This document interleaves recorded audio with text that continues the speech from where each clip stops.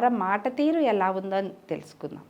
ఎప్పుడైతే వాలి చనిపోయాడో రాముడి యొక్క బాణం తగిలి భూమి మీద పడిపోయాడు. కిష్కింద అంతా అల్లకల్లోలంగా ఉంది.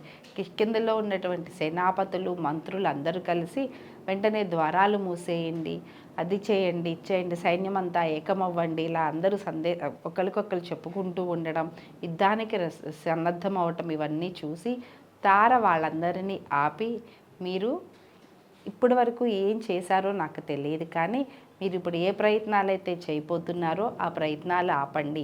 మీ రాజు తప్పు చేశాడు, అధర్మ మార్గంలో నడిచాడు, అందుకే ధర్మాత్ముడైన రాముని చేతిలో ప్రాణాలు వదిలాడు. రాజ్యానికి వచ్చినటువంటి నష్టమేమీ లేదు, మీ యుద్ధ ప్రయత్నాలు ఆపండి అని అక్కడ ఎక్కడైతే వాలి సుగ్రీవులు యుద్ధం చేసుకున్నారో ఆ ప్రదేశానికి వెళ్ళి వాలిని చూసి దుఃఖించింది. నన్ను ఇలా వదిలేసి వెళ్ళిపోయావు, నన్ను నీ కుమారుణ్ణి ఎవరు చూస్తారు, ఎవరు రక్షిస్తారు?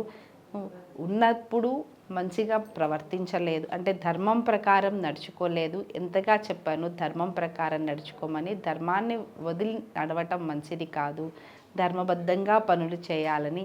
చెడు సావాసాలతో పాటు చెడు అలవాట్లు అలవాటై ఈరోజు ఇలా ప్రాణం మీదకి తెచ్చుకున్నావు. నీ దారి నువ్వు చూసుకున్నావు, నాది నా కొడుకు పరిస్థితి ఏంటి అని బాధపడి నేను కూడా మీతో పాటు వచ్చేస్తాను అని మరణానికి సిద్ధపడింది, సహగమనానికి సిద్ధపడింది ఆమె. ఇక అదే సమయంలో హనుమ వచ్చి అడ్డుపడ్డాడు. ఇక అప్పుడు అక్కడ ఉన్నటువంటి అంగదుడు చాలా కోపంగా సుగ్రీవుడి వైపు చూస్తూ ఉంటే, ఈ అంగదుడు ఇలా కోపం తెచ్చుకోవటం ఏ విధంగానూ క్షేమం కాదు, కిష్కిందకే క్షేమం కాదు, మరలా ఇంకొక యుద్ధభూమి తయారవుతుంది అని ముందుగానే గ్రహించి అంగదుడిని ఆధీనంలో పెట్టింది. అంగదుడిని ఒక ధర్మోపదేశం చేసి, నువ్వు చేస్తున్నది కానీ నీ ఆలోచన కానీ సమ్మతం కాదు, నీ కోపం తగ్గించుకో, అలాగే నా భర్త చనిపోయాడు, నా కొడుకుకి రక్షణ ఏంటి అని ఆమె ఆలోచిస్తూ వాలి దగ్గర కూడా అదే మాట అంటా దుఃఖించింది. ఇక వాలి రాముడితో మాట్లాడి అంగదుడికి యువరాజు పట్టాభిషేకం చేశాడు. వీటన్నిటికంటే ఇంకా చాలా ముఖ్యమైన విషయం, వాలి యుద్ధానికి బయలుదేరే సమయంలో నిజంగా తార చెప్పిన మాటలు ఎప్పటికీ ఆచరణీయమండి. ఎలా మాట్లాడిందంటే, నీ దగ్గరున్న కోపంతో, నీకెక్కువ బలం ఉందన్న బలంతో నా అనే వాళ్ళని ఎవరినీ లేకుండా అందరినీ దూరం చేసుకున్నావు. సొంత తమ్ముడు నీ పక్కన ఉంటే నీకెంత అండగా ఉండేది, తమ్ముడిని తరిమివేశావు, తమ్ముడి భార్యను బలవంతంగా తీసుకొచ్చి అనుభవిస్తున్నావు. ఈ 2 పనులు నువ్వు చేయటం నీకు తెలియకుండా నువ్వు ఎంత అపవాదిని తెచ్చి నెత్తిన పెట్టుకున్నావు. నా అనే వాళ్ళని ఎప్పుడు మన పక్కన ఉంచుకోవాలి.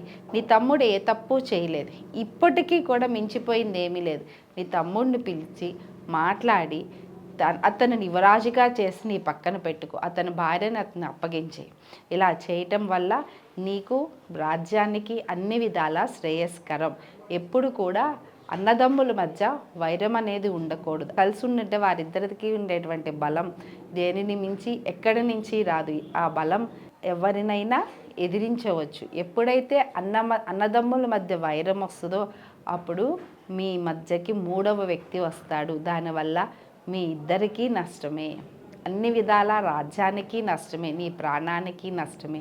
ఈ పనులు చేయవద్దు అని చెప్పి వాళ్ళకి ఎంతగానో నచ్చచెప్పింది. సుగ్రీవుడిని పిలిస్తే వస్తాడు. ఇప్పటి వరకు నువ్వు చేసినటువంటి పనులన్నిటినీ కూడా నీ తమ్ముడు వదిలేస్తాడు. అన్న నన్ను పిలిచాడన్న సంతోషంతో నీ దగ్గరికి వచ్చి నువ్వు చెప్పినట్టు చేస్తాడు.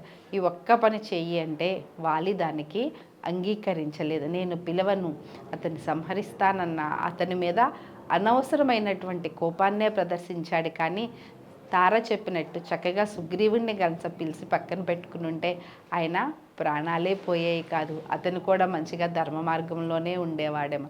అన్నదమ్ములకి తార ఇచ్చినటువంటి ఎంత గొప్ప సందేశమో కదండి ఇది. ఇక తర్వాత రాజ్యం ప్రాప్తించింది సుగ్రీవుడికి. చక్కగా విలాసాలతో సుఖభోగాలలో మునిగిపోయి ఉన్నాడు.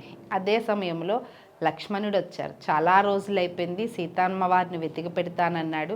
వర్షాకాలం అయిపోయింది, శీతాకాలం కూడా సగం అయిపోయింది, అసలు దీని గురించిన ధ్యాసే లేదు, ఏమి పనులు చేస్తున్నట్లేవు అని కోపంతో వాలి దగ్గరికి, సుగ్రీవుడి దగ్గరికి వచ్చాడు. ఆ అంతఃపురానికి వచ్చి గట్టిగా సుగ్రీవా అని కేకలు పెట్టాడు కోపంతో.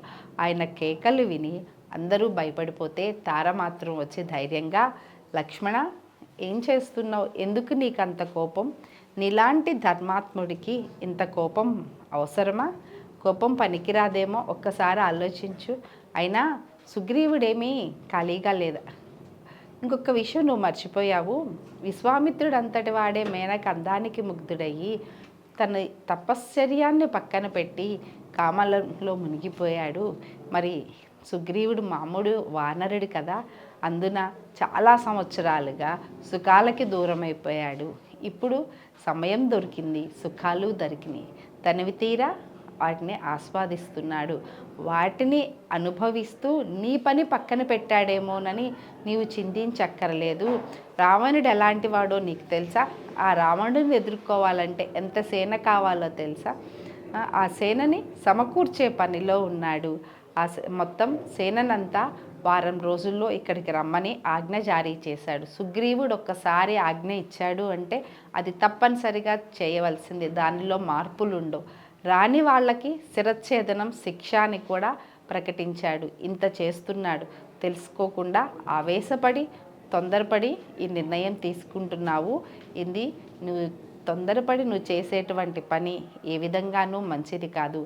ధర్మాత్ముడివి, కొంచెం శాంతంగా ఆలోచించు అని ధైర్యంగా తన భర్త చేసేటువంటి పనిని, ఒక రకంగా ఒక పక్కన సుఖాల్లో మునిగి ఉన్నటువంటి భర్త చేసేటువంటి పనిని కూడా సమర్థనీయంగా అవతల మనిషి ఒప్పుకునేటట్లుగా తార మాట్లాడిన విధానానికి కోపంగా వచ్చినటువంటి లక్ష్మణుడు ఐసులాగా కరిగిపోయి సుగ్రీవుడిని కౌగలించుకుని తొందరగా ఈ పనులు చూసుకుని వచ్చే రాబోయే రావణ సంహారానికి ప్రణాళికలు సిద్ధం చేద్దాము అని చెప్పి అక్కడి నుంచి సంతోషంగా ఆనందంగా వెళ్ళాడు. అవతల మనిషి కోపంగా వస్తే అతనిని ఎలా శాంతింపచేస్తూ శాంతంగా మాట్లాడాలనేది కూడా తార దగ్గరే నేర్చుకోవాలి. ఇంతటి మహాసాధ్వి కాబట్టి రామాయణములో ఆమెకంటూ ఒక ప్రత్యేక స్థానాన్ని సంపాదించుకుంది తార. ఇది తార గురించి. మరొక రోజు మరొక పాత్రతో కలుద్దాం.